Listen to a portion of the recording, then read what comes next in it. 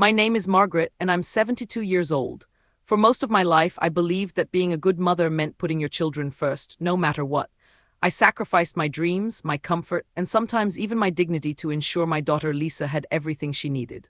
But sometimes, the people you love most are the ones who hurt you deepest. It was a Tuesday morning in March when my world changed forever.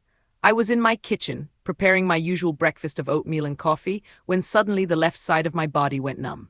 The coffee mug slipped from my hand, shattering on the floor as I collapsed beside it. The stroke hit me like lightning, swift, devastating, and without warning.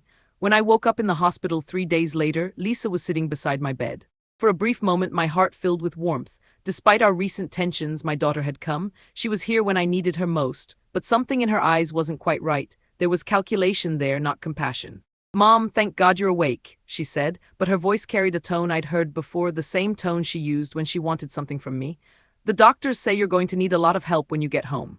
The stroke had affected my mobility and speech. My left leg was weak, my left arm nearly useless, and words came slowly, sometimes slurred. I felt vulnerable in a way I'd never experienced before.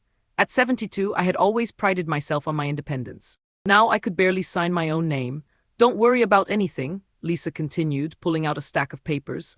"I've already talked to your bank. We just need to add me to your account so I can help manage everything while you recover."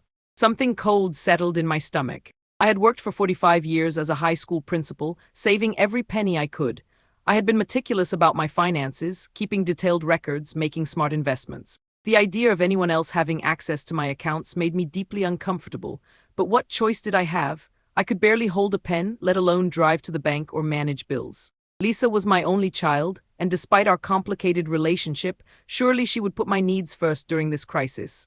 That first week home from the hospital was a nightmare I hadn't anticipated. Lisa had moved into my house temporarily to help me recover. But instead of helping me regain my independence, she seemed determined to make me more dependent on her. "Mom, you shouldn't be trying to walk around so much," she'd say when I attempted to move from room to room with my walker. "You need to rest. I'll bring you everything you need."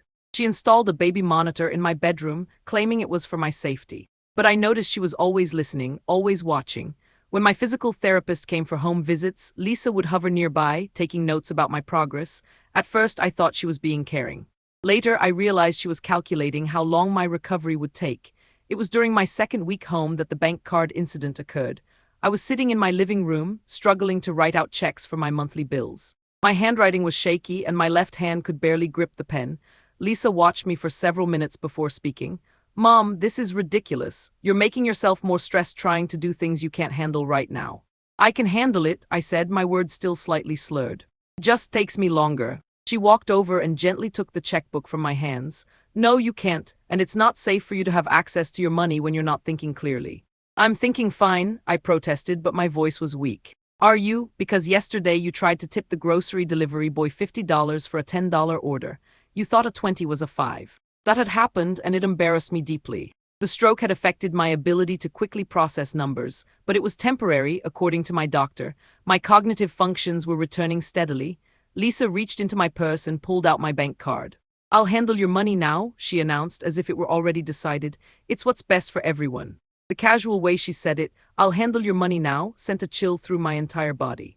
Not "I'll help you manage" or "we'll work together." She was taking control completely and unilaterally. "Lisa, I don't think." "Mom, you had a stroke. You can't even hold a pen properly. Do you want to lose everything because you're too proud to accept help?" I felt small in that moment, powerless, discarded. Here was my daughter, the child I had raised and sacrificed for, treating me like I was an incompetent burden. The stroke had weakened my body, but her words were weakening my spirit. But I said nothing. I let her take the card, because sometimes the wisest thing you can do is let someone show you exactly who they are. Over the following weeks, I began to notice disturbing patterns. Lisa was indeed paying my bills, but she was also making purchases I hadn't authorized. New clothes for herself, expensive dinners at restaurants I'd never heard of, a weekend trip to a spa resort for her mental health while caring for me. When I questioned her about these expenses, she had explanations ready. "Mom, I had to buy professional clothes for the job interviews I've been going to. I can't take care of you forever. I need to get back to work. I needed that spa weekend. Do you have any idea how stressful it is watching you struggle every day? I'm sacrificing my entire life for you. Those restaurant charges are from when I picked up food for both of us. You never remember eating it because of your stroke symptoms." Each explanation sounded reasonable in isolation. But together, they painted a picture I didn't want to acknowledge. My daughter wasn't caring for me out of love. She was managing me like an asset, extracting value while maintaining plausible deniability. The breaking point came 6 weeks after my stroke. I had been making remarkable progress in my physical therapy. My speech was nearly back to normal, I could walk short distances without my walker, and my doctor was optimistic about my continued recovery. That evening, Lisa sat down across from me in the living room with a serious expression. "Mom, we need to talk about your future." "What do you mean?" "Your recovery has been slower than expected. I've been researching some very nice assisted living facilities in the area." My heart stopped. "Assisted living? Lisa, I'm doing much better, my therapist says." "Your therapist doesn't live with you." "I do, I see how you struggle. Yesterday you fell in the shower. Last week you burned your hand on the stove. You're not safe living alone anymore." Neither of those things had happened, but contradicting her felt pointless. She had already made up her mind.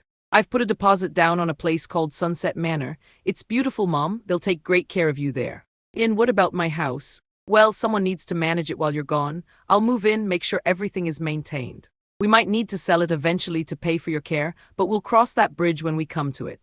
There it was, the complete picture. Lisa wasn't just taking my money, she was taking my entire life. My house, my independence, my dignity, everything I had worked for was being transferred to her under the guise of care. That night, lying in my bed listening to the baby monitor she'd installed, I made a decision. It was time to reveal what Lisa didn't know about me, what she had never bothered to learn in all her years of assuming I was just a simple retired teacher with a modest pension. The next morning, I called my attorney, Robert Chen. I had worked with Robert for over a decade, setting up trusts, managing investments, and planning for exactly the kind of scenario I now found myself in. "Margaret," Robert's voice was warm with concern. "How are you feeling?" "I heard about your stroke." "Better than some people think," I said carefully, knowing Lisa was probably listening from the kitchen. "Robert, I need to activate the protocols we discussed." There was a pause. Robert understood immediately. Years ago, when I first started accumulating significant wealth through careful investments and property purchases, we had established safeguards.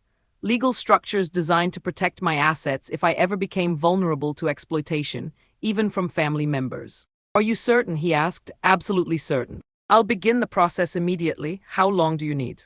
"Give me until Friday. I want to do this properly." That Wednesday and Thursday were perhaps the most difficult days of my life. Not because of my physical condition, but because I had to watch my daughter continue her charade of care while planning to institutionalize me. She brought me breakfast in bed both mornings, fluffing my pillows and speaking to me in the patronizing tone you'd use with a confused elderly person. "How are we feeling today, Mom? Did you sleep well? I know the medication can make you groggy." She scheduled a tour of Sunset Manor for Friday afternoon, telling me it would be fun to see the place. She even invited my neighbor, Mrs. Patterson, to come along for moral support. But Lisa had made one crucial error. She assumed that because I had been a high school principal for most of my career, I was financially unsophisticated. She assumed that my modest lifestyle meant I had modest means. She couldn't have been more wrong. Friday morning arrived gray and drizzling. Lisa was particularly solicitous at breakfast, chattering about the assisted living tour as if it were a social outing. "I think you're really going to love Sunset Manor, Mom. They have activities every day, bingo, movie nights, arts and crafts. You'll make so many new friends." I nodded politely, playing the role of the confused stroke victim one last time. At 10 o'clock, my doorbell rang. Lisa went to answer it, and I heard her talking to someone at the front door. "I'm sorry, but my mother isn't taking visitors right now. She's still recovering from her stroke and gets confused easily." But the voice that responded was one she didn't recognize, and one that made my heart sing with satisfaction. "Ma'am, I'm Robert Chen, Mrs. Davidson's attorney. I have an appointment with her this morning regarding some urgent legal matters. She's been expecting me." I watched Lisa's face change as Robert walked into the living room. He was a distinguished man in his 50s, carrying a leather briefcase and wearing the kind of expensive suit that commanded immediate respect. "Mrs. Davidson," he said warmly, "you're looking much better than I expected. How are you feeling?" "Much better, Robert. Thank you for coming so quickly." Lisa looked confused and slightly panicked. "Mom, what's this about? You didn't mention any legal matters." "Please sit down, Lisa," I said, my voice suddenly stronger and clearer than it had been in weeks. "There are some things we need to discuss." Robert opened his briefcase and pulled out a thick folder. "Mrs. Davidson, I've completed the review you requested of your financial accounts and the recent activity." Lisa's face went pale. "Recent activity?" "Yes," Robert continued professionally. "Over the past 6 weeks, there have been numerous unauthorized charges on Mrs. Davidson's accounts. Restaurants, clothing stores, spa resorts, and other personal expenses totaling just over $8,000. Those weren't unauthorized, Lisa said quickly. I've been taking care of her. Those were legitimate expenses. Taking care of her? Robert's voice carried a note of curiosity. According to Mrs. Davidson's medical team, she was cleared for independent living 3 weeks ago. Her cognitive function is completely normal, and her physical recovery has exceeded all expectations. I watched Lisa's mouth open and close like a fish out of water. She looked at me with something approaching panic. Mom, what is this? Why are you doing this to me? What I'm doing, I said slowly, is protecting myself from someone who saw my stroke as an opportunity rather than a tragedy. Robert continued reading from his notes. Mrs. Davidson, your daughter also attempted to schedule a tour of Sunset Manor assisted living facility for this afternoon, despite your doctor's recommendation that you continue recovering at home. She placed a $5,000 deposit using your funds without your knowledge or consent. I was trying to help. Lisa's voice was rising toward hysteria. She can't live alone. She's not safe. Actually, Robert said, pulling out another document, Mrs. Davidson has been living independently and managing complex financial portfolios for decades. Which brings us to the main issue. He turned to face Lisa directly. Miss Davidson, were you aware that your mother owns 4 properties in addition to this house? Were you aware that she has investment accounts totaling over $2.8 million? Were you aware that she has been successfully managing a real estate investment trust for the past 15 years? The silence in the room was deafening. Lisa's face had gone from pale to completely white. She looked at me as if she had never seen me before. That's impossible, she whispered. You're a retired teacher, you live on your pension. I live modestly by choice, I said quietly. I've always believed in saving for the future, making smart investments, and not flashing wealth around unnecessarily. But I also believed in preparing for situations exactly like this one.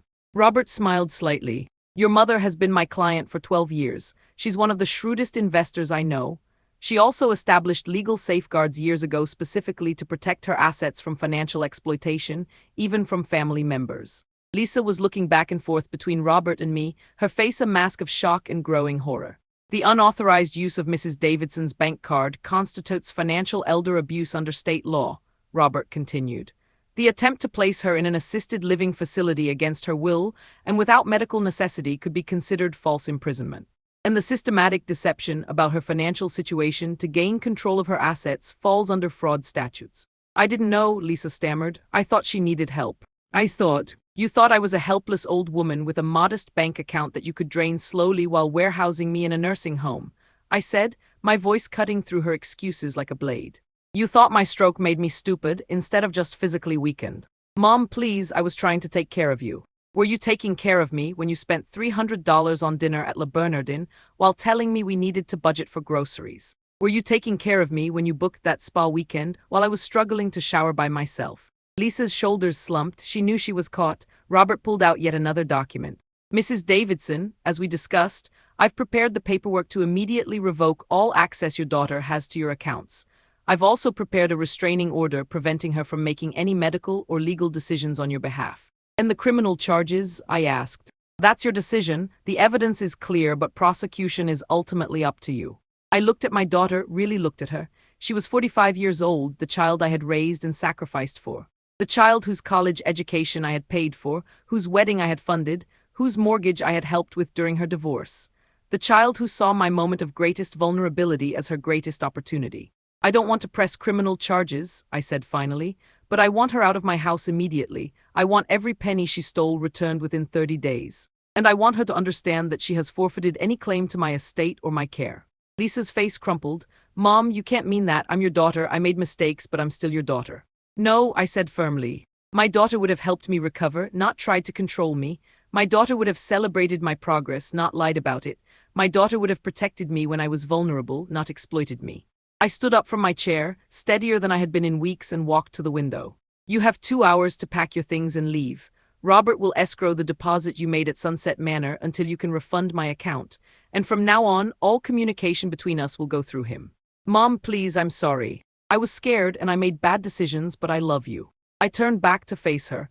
If you loved me, you would have asked what I needed instead of assuming what you could take. Lisa left that afternoon with 2 suitcases and 8 years of guilt she'd have to carry forever. I never saw her again. The story could have ended there, but life has a way of providing its own epilogue. 6 months later, I was fully recovered from my stroke and back to managing my properties and investments.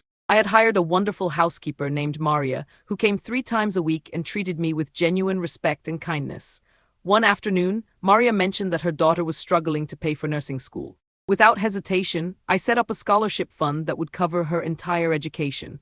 That young woman, Elena, is now a registered nurse who specializes in stroke recovery. She visits me monthly, not because I pay her, but because we've become genuine friends. I also discovered that Mrs. Patterson, my neighbor who Lisa had planned to bring to the Sunset Manor tour, was facing foreclosure on her home. Her husband had recently died, and she was drowning in medical bills. I quietly purchased her mortgage from the bank and restructured it so her monthly payments were affordable. She never knew it was me until she found out years later from Robert. These experiences taught me something profound about wealth and family. Money isn't just about security or comfort. It's about having the power to protect yourself when you're vulnerable and to help others when they're in need. It's about being able to choose kindness without being naive about people's motivations. Lisa, meanwhile, faced consequences that went beyond just losing access to my money. Word of what she had done spread through our small community. The story of a daughter trying to institutionalize her recovering mother while stealing her money didn't stay secret long. Lisa found it difficult to find work in our area and eventually moved across the country. She reached out once, about 2 years after the confrontation, sending a letter through Robert's office. She apologized and asked if there was any way to rebuild our relationship. But trust, once shattered so completely, isn't easily repaired. I had learned to tell the difference between people who loved me and people who needed something from me. I'm 74 now, fully recovered from my stroke, and more careful about who I allow into my inner circle. I've made new friends, genuine ones who value my company rather than my resources. I travel frequently, visit museums, and have even taken up painting, something I never had time for during my working years. But perhaps most importantly, I've learned that wisdom isn't just about accumulating knowledge or wealth. It's about recognizing when someone is trying to take advantage of your vulnerabilities and having the strength to protect yourself, even when that someone is family. My stroke didn't make me weak. It revealed who was strong enough to support me and who was weak enough to exploit me. And in the end, that clarity was worth everything Lisa tried to steal. The real control was never about the money. It was about maintaining my dignity, my independence, and my ability to choose how I wanted to live the rest of my life. And that's something no stroke can take away from someone who has spent decades preparing for life's unexpected challenges. If Margaret's story resonated with you,